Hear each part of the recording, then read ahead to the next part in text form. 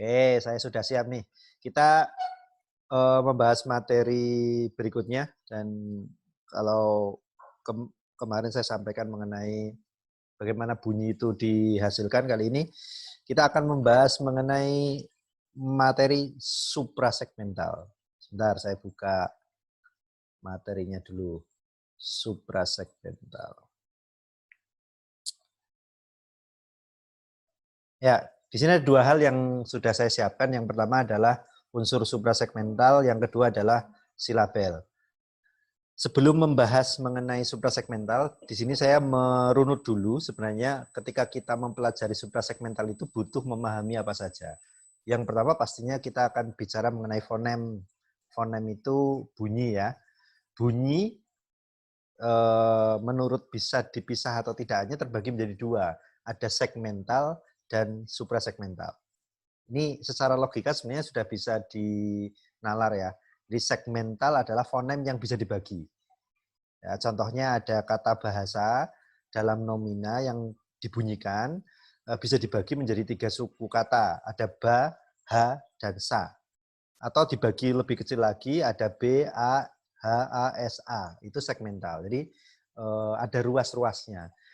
Fonem dapat dibagi menjadi dua bagian besar, ya, fonem utama dan fonem yang kedua. Fonem utama ini sebuah unit bunyi terkecil yang merupakan unsur dari sebuah bentuk ucapan yang mempunyai fungsi sendiri. Sedangkan fonem yang kedua adalah sebuah fenomena atau sifat bunyi yang mempunyai unsur atau fungsi dalam ungkapan ketika diucapkan bersambung dengan kata-kata lain. Nah, fonem kedua ini otonom dibandingkan dengan fonem utama.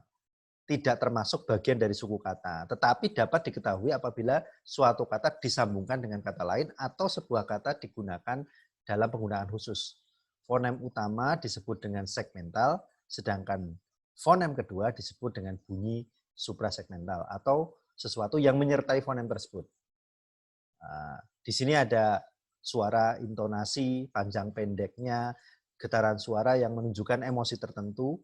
Jadi semua yang tercakup dalam istilah suprasegmental itu tidak bisa dipisahkan dari suatu fonem. Oleh karena itu, bisa disimpulkan bahwa suatu yang terdapat dalam fonem itu bisa dipisahkan, sedangkan yang mengiringinya tidak bisa dipisahkan. Jadi segmental itu bisa dipisah-pisah, sedangkan yang suprasegmental itu tidak bisa dipisah-pisah. Nah, kita coba telaah satu-satu supaya kita bisa memahami unsur itu.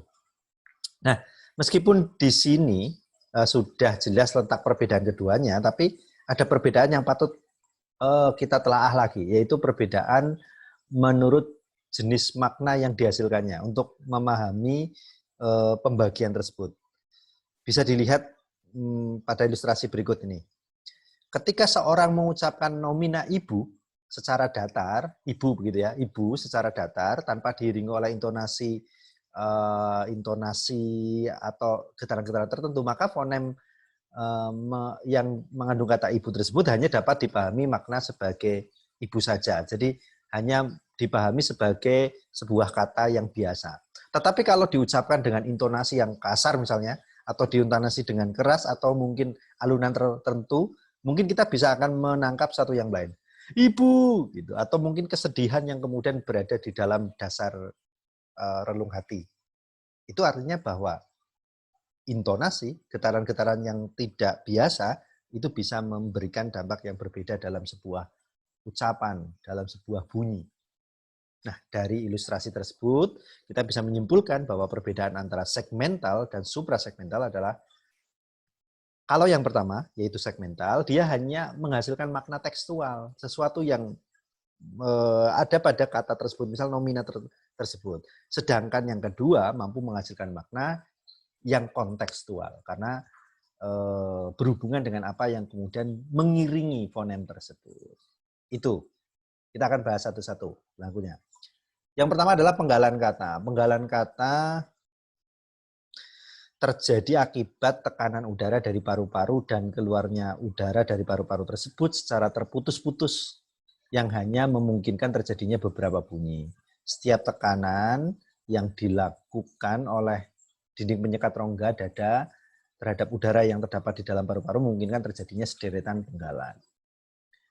Tuh, itu adanya penggalan kata yang harus kita pahami.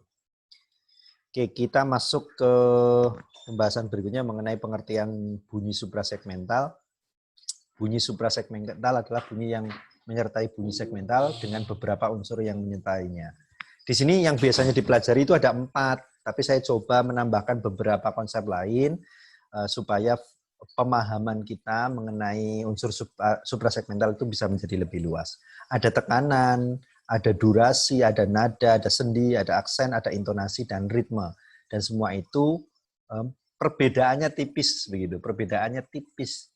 Sehingga nanti kita perlu mendiskusikannya. Jika ada hal yang salah dari saya, boleh Anda berikan masukan, kritikan, sehingga kita akan sama-sama diskusi untuk memahami definisi pemahaman yang lebih tepat dari apa yang kemudian kita bahas pada kesempatan kali ini. Tekanan yang pertama. Tekanan kata dalam bahasa Indonesia disebut dengan tonotemporal, yaitu sejenis kemenonjolan lebih banyak ditandai oleh tinggi nada, ya, sifatnya temporal dan rentan waktu tempat suku kata bertekanan diucapkan bersifat temporal. Ya, tekanan keras ya ditandai dengan garis yang menanjak begitu ya. Tekanan lunak itu mendatar begitu ya, tanpa tanda diakritik begitu ya. Tekanan dalam bahasa Indonesia bersifat non distingsif, tidak membedakan makna. Jadi ketika kita bicara dengan tekanan tinggi, ya ini ya, tekanan tinggi, saya bicara tekanan saja sudah menyatakan tekanan ini. Tekanan tinggi ini tidak memiliki makna yang berbeda dengan tekanan tinggi. Hanya saja mungkin memiliki tujuan yang berbeda. Oke. Jangka, rentang waktu, durasi.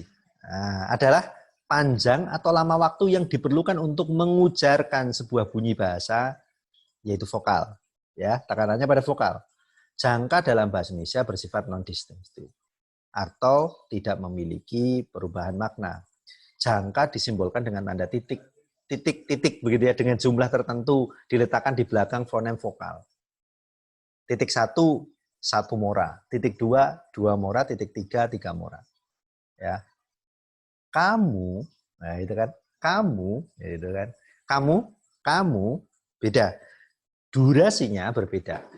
Tapi tentu saja tidak memiliki makna yang berbeda. Sama-sama kamu. Iya, kamu gitu ya. Itu tidak ada perbedaan.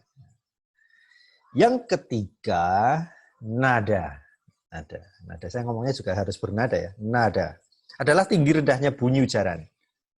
Hal ini disebabkan oleh adanya faktor ketegangan pita suara. Kalau ini memang berhubungan dengan pita suara, arus udara, dan posisi pita suara ketika bunyi itu diucapkan. Makin tegang pita suara yang disebabkan oleh kenaikan arus udara dari paru-paru, makin tinggi pula nada bunyi tersebut. Begitu juga posisi pita suara. Pita suara yang bergetar lebih cepat akan menentukan tinggi nada suara ketika berfonasi. Kita cermati. Tanda fonatis yang menyatakan nada itu ada V ya, V1 rendah, sedang, tinggi, sangat tinggi. Ini biasanya ketika bernyanyi ya, saya pahami bahwa nada ini kan sudah istilahnya terukur ya, terukur. Jadi ketika bernyanyi atau bersuara, kita akan mengambil nada itu di posisi yang berapa, karena tentu saja akan berbeda ketika orang memulai berbicara atau melafalkan sesuatu dengan nada yang berbeda. Saya, kalau Anda dengarkan suara saya, mungkin saya tergolong nada yang rendah karena tidak melengking begitu ya, karena suara saya besar begitu ya, jadi rendah begitu ya. Sendi, ini agak putus ya, sendi atau dan jeda, sendi dan jeda. Sendi adalah peralihan dari satu bunyi ke bunyi yang lain dengan terdapat perhentian sejenak, berhenti sejenak, sendi. Maka di sini ada beberapa jenis sendi. Sendi tutup, sendi yang ada di dalam kata. Jadi ada jeda di dalam kata itu sendi tutup. Sendi buka, itu sendi yang mengakhiri kata. Jadi sendi yang terakhir ya, pemberhentian di akhir kata. Kemudian sendi buka dalam, yaitu sendi buka yang menandai peralihan di dalam kata. Ini contoh. Kemeja. Kemeja. Sendi yang terjadi yaitu ke, me, dan dengan ja. Ya, ke, meja. Ya, sendi ke dengan me dan me dengan ja disebut sendi tutup, sedangkan sendi ke, ya, ke dan sesudah ja disebut sendi buka. Jadi di awal ke, sebelum masuk ke dan sesudah ja, sebelum masuk ke dan sesudah ja itu sendi buka. Beruang, memiliki uang. Beruang, nama binatang. Nah, ini harus kita perhatikan. Sendi sebelum u lebih panjang untuk kata pertama daripada kata kedua. Sendi untuk u. Beruang. Nah, sedangkan yang kedua beruang. Maka di sini akan terlihat ya sendi mana yang kemudian terlihat jelas gitu. Simbol secara fonetis untuk menandakan sendi tutup itu diberi tanda palang ya.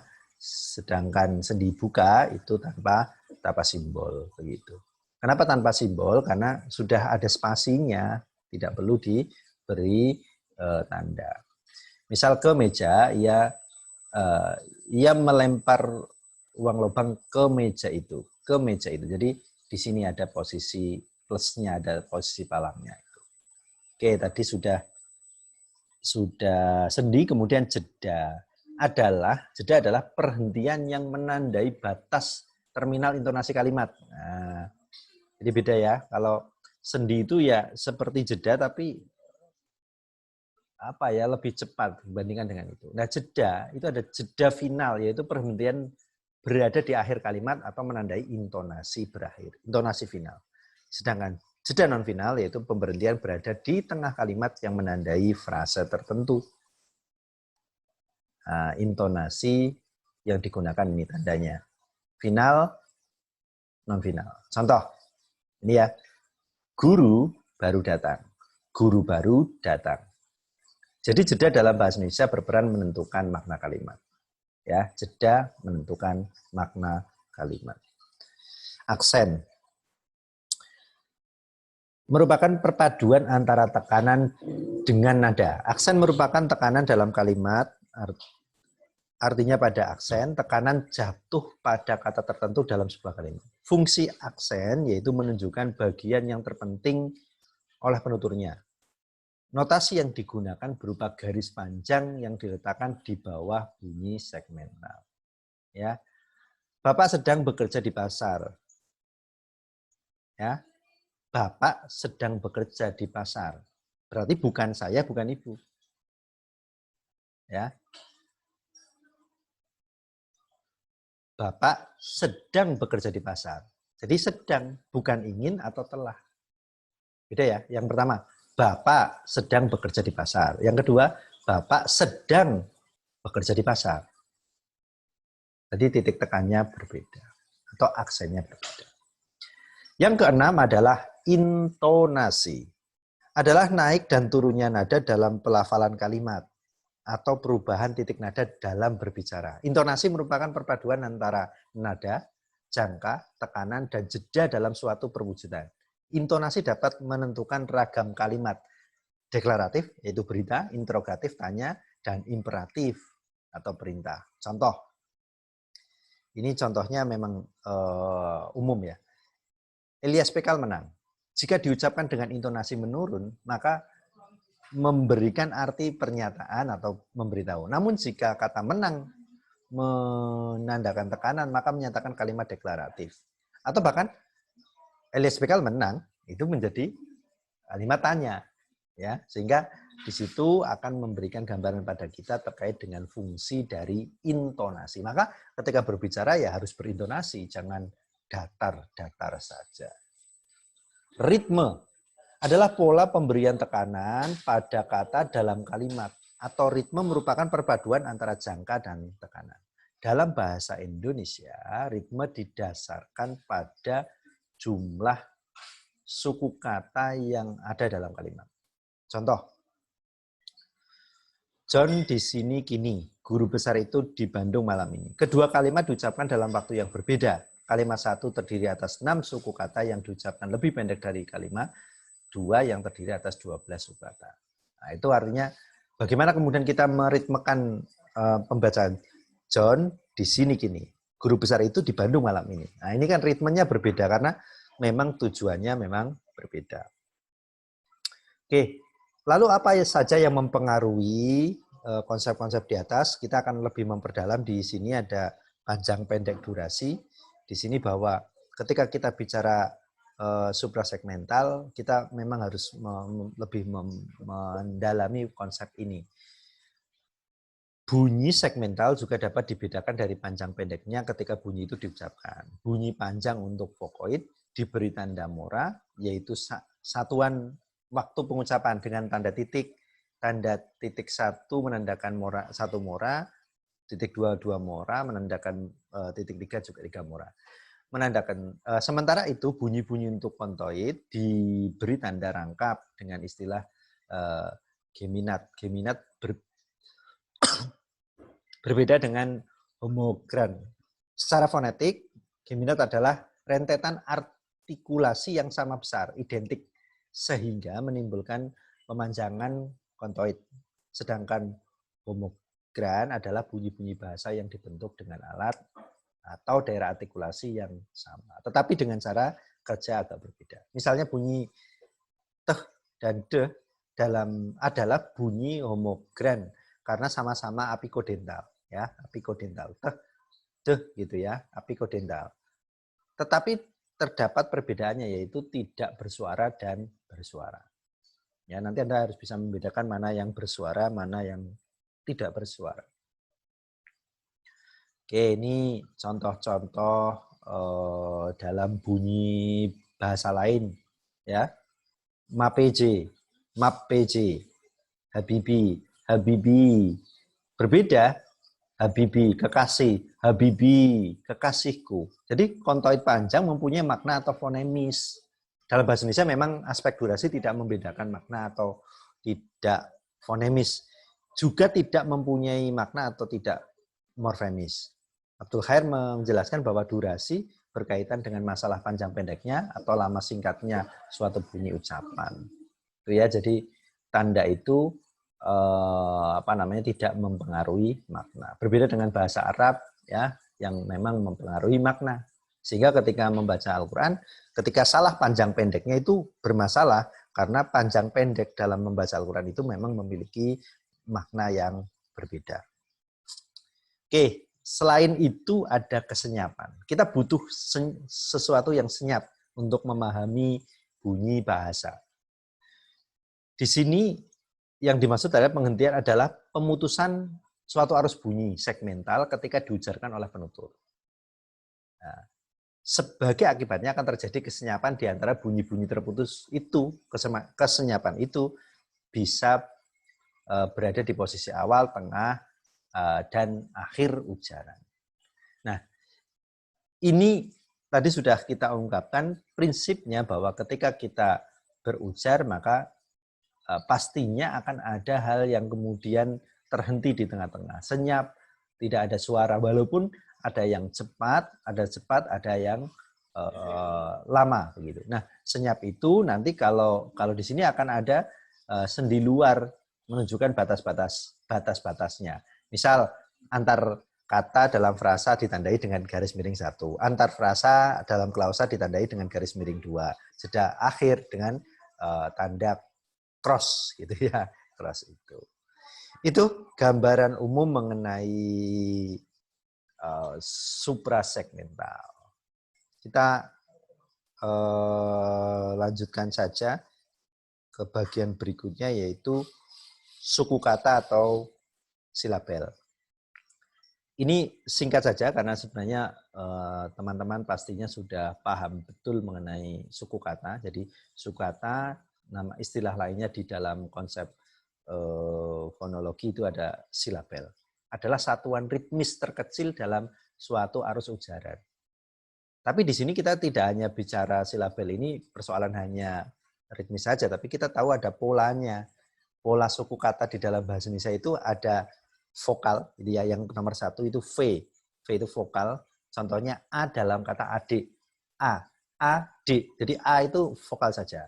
Kemudian vokal konsonan. Misal an dalam Anda, Anda, Anda, gitu ya. Kemudian konsonan vokal dalam ibu, ibu. Bunya itu adalah konsonan vokal. Konsonan vokal konsonan. Duduk, ya, duk dalam duduk. Kemudian konsonan-konsonan vokal. Putra, putra. Tra itu konsonan-konsonan vokal. Nah, ini yang mungkin jarang ya. Konsonan-konsonan vokal di dalam strata atau strategi. Stra, STRA, stra. Itu ya. Kemudian konsonan-konsonan vokal konsonan di dalam kontrak. Konsonan vokal konsonan. TRAK, trak. Kemudian konsonan vokal konsonan pada struktur, ya, struktur. Itu ada konsonan yang 3 berderet, kemudian vokal, kemudian konsonan. Yang ke-9 adalah vokal konsonan konsonal. X, ya, KSX, EKS, eksploitasi, ekspor. Ya, kemudian konsonan vokal konsonan konsonan. Ada teks, konteks, ya. Ada konsonan, vokal, konsonan. Kompleks, pleks pada kompleks. Yang berikutnya adalah vokal, konsonan. Arts, ya, arts, ARTS, arts. Kemudian ada konsonan, vokal, konsonan. Ada korps, ya, korps. Ya. Bunyi yang paling banyak menggunakan ruang resonansi adalah bunyi vokal dan bukan bunyi konsonan. Karena itulah yang dapat disebut bunyi silabis atau puncak silabis adalah bunyi vokal. Umpamanya kata Indonesia, ya, kata itu terjadi dari D bunyi D, bunyi A dan bunyi N, ya. Bunyi D dan N adalah bunyi konsonan, sedangkan A adalah bunyi vokal. Maka A dalam kata dan itu menjadi puncak silabis dan puncak kenyaringannya. Mantap. Itu yang bisa saya sampaikan, semoga bermanfaat. Pembahasan kita mengenai silabel dan suprasegmental panjang lebar, dan saya rasa ini sudah lengkap untuk bisa dipahami. Semoga nanti tidak banyak hal kekurangan, tapi kalau masih ada kekurangan boleh diberikan masukannya, atau ada hal-hal yang belum jelas bisa disampaikan pertanyaannya. Terima kasih, selamat berproses dan selamat belajar. Sip.